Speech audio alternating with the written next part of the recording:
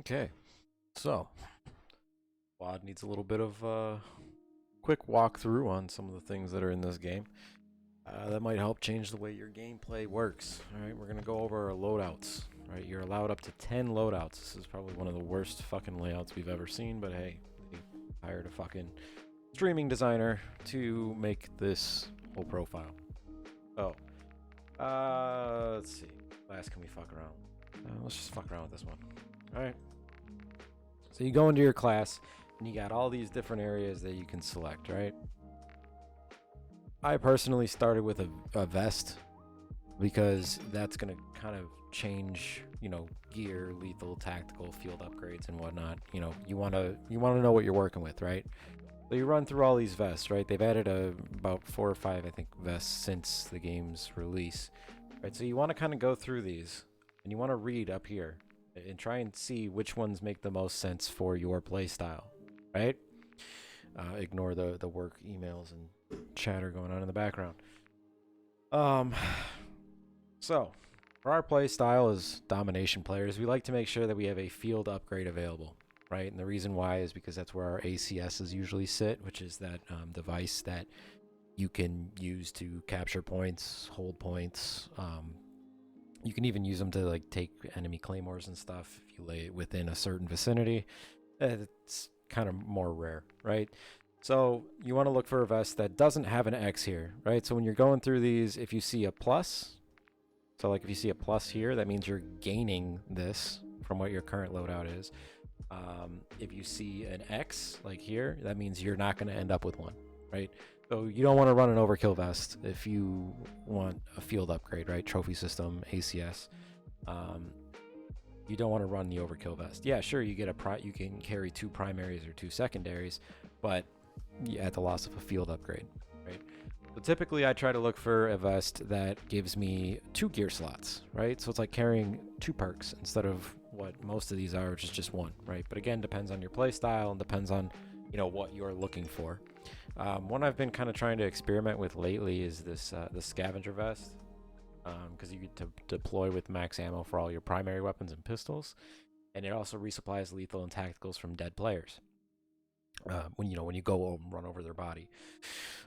With that, you actually get 2 tactical grenades, 2 lethal grenades, a field upgrade, glove, boot, and gear slot, right? Which isn't bad, right? You get your primary or secondary. This is kind of ideal if you like to run an assault class, assault rifle class, and I'll get back to why that's important. But this one I've been kind of messing around with, so I can get full reserve ammo for my AR, the 5.56 or 7.62, whichever one you end up deciding, or 300 blackout, whatever gun you're using, right? Another vest that I typically would use is the engineer vest. And the reason why I would run this is because I can spot enemy equipment, field upgrades, and kill streaks through walls, and I can aim down sight and highlight them for the rest of the team. Right, so when you guys are bitching about, oh, I can't find the sentry gun, I don't know where it's at, it keeps killing me. Well, when you have this vest on, it'll be red, right? And then you can help your team out by aiming down sight and looking at it, and now it'll highlight yellow and the entire team can see it, so we can spot it faster. It also changes the speed at which your field upgrade recharges, which is kind of beneficial for me, at least, because I am constantly running ACS and dropping it on points.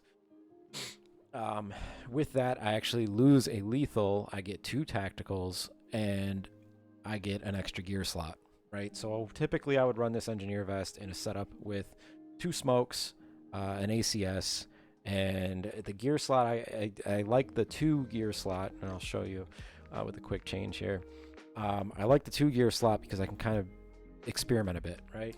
I always run ghost and covert sneakers because I want to be dead silent and I want to be off their radar. I don't want to give them any chance to see me.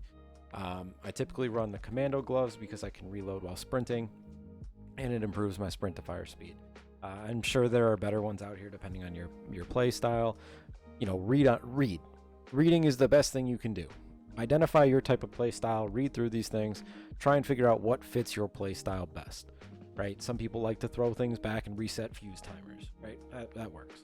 Quick grip, they like the swap speed, you know, increase swap speed. This one, they like the jumping to ADS speed, right? It all depends on your play style, right? I'm a lot of running gun, so I like to be able to reload while sprinting. I also like to be dead silent and off the radar so I can flank. This last gear slot I can kind of play around with, right? If there's a lot of, you know, streaks up in the air, I'll put the hijack strobe on so I won't get targeted, right? And I can keep running through shit. EOD, if you find yourself dying a lot to explosives, run EOD, right? It should at least require 2 grenades now, but again, hardcore playlist, I kind of find it redundant. I don't use it. Mag holster gives you improved reload speed, so kind of like you know, sleight of hand from back in the day. Bone conduction headset gives you boosted audio for footsteps. I don't really find that as useful, but again, your play style. If you like to sit back and hold spots and you want to jump at someone's surprise, maybe it's worth running. Mission control comm link, that's like a hardline, so you get reduced kill. Tac mask, everyone knows that, so you're immune to those types of things, or at least reduced. Then there's a lot of other ones on here I have not really experimented with because I don't really see it as necessary. But again, read on. That's why they put all this information here. If you have more questions, feel free to ask the group, you know. But this is probably one of the best ways to do it. So after you pick your vest out, right, now you want to build your gun in sidearm, right, and the rest of your classes, right? Snapshot grenades are kind of fucking useless. I've just been using them for freaks. I've used smoke, flash, and stun.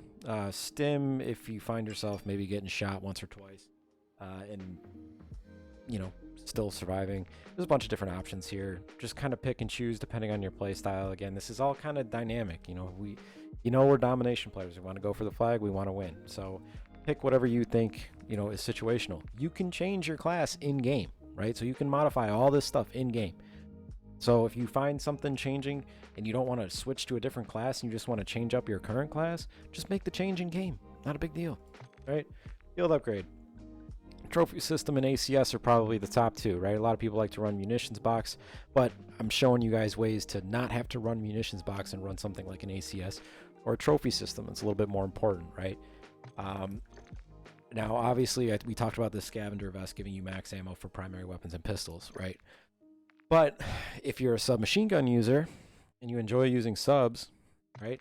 Try when you're using a submachine gun, if you're looking at a 9mm submachine gun or a 45, like the Striker. Striker has, you get the ISO, but the Striker 45 I'm looking for here runs 45 ACP, right?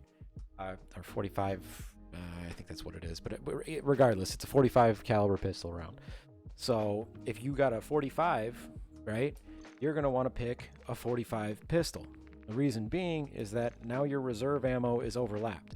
So you actually can use, if you never really bring out your pistol, you'll get more reserve, you'll basically get full reserve ammo for your Striker or, you know, whatever submachine gun you're using, because it shares the same ammunition between both guns. Same thing for the 9mm submachine guns. If you're running the Striker 9 or the HMR 9 or the Rival 9 or the AMR 9, you know, running any 9mm submachine gun, you're going to want to run a 9mm pistol. Either a Netty, the Stinger, or even you could use Modern Warfare 2 guns if you want, and run those. But ideally, if you're running a 45 pistol round submachine gun, run a 45 pistol round pistol. 9mm, right? Give yourself as much ammo as you can so you don't have to use a fucking ammunitions box and waste that. ACS is going to come in a lot more handy. Trophy system is going to come in a lot more handy. It's going to be more ideal for team run. Let's see, we briefed on the gloves. Again, read depending on your playstyle. Boots. They removed one type of boot and added this new all-terrain one, which disables tactical sprint, but it slightly increases your sprint speed, which is kind of good if you don't want to beat the shit out of your stick. And you don't want to use tac sprint. Tac sprint also is it's a greater sprint to fire difference from, like, if you're a sprint to ADS and you're tac sprinting to ADS, it's going to take longer to ADS from a tac sprint. So that's why sometimes auto tac sprint isn't always the greatest if you're finding your reaction time to be a little slow in comparison to the enemies. Really read through these, figure out what makes the most sense. I don't like making footsteps. I don't like people to know that I'm coming, so I'm always running ninja.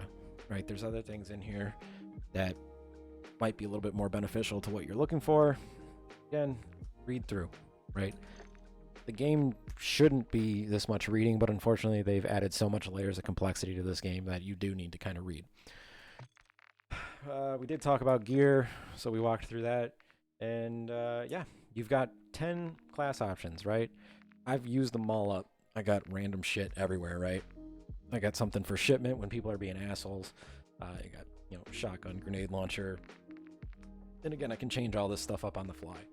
I like to maybe have a class set up for daily, weekly challenges, so I can just have one class and manipulate that one without messing too many things up. Other than that, it just save custom mods, right? There's this thing called save a custom mod. So if you got a gun set up and you like it, save it. I got this one saved, so that way if I want to change my gun, right? Let's say I want to change my MCW or something. I got a build for the MCW. Now I can go here and I've got a saved like ranked one here, right? So I don't have to go and build the class in my created class. I can just go and let's say, well, this one's a good example. I mean, if I had a different gun on, right? Okay, I have the AK on and I'm in the game. I'm like, shit, I don't really like the way this AK is going. I'm going to change my gun up. I'll just go to my gun and I'll go, I want my M13, and I have that one saved. So I have a saved custom mod here that I just add, and now I don't even have to build it. I got my camo saved on it. I'm good to go, right? Now, when I select my class again, it'll update it, and I can go hammer out some kills, okay? Now, that's a quick overview, even though it's a fucking 10-minute video, but let me know if there's more questions. But this should at least get you started, get you an understanding, and show you the, a little bit of the homework that you got to do on your end.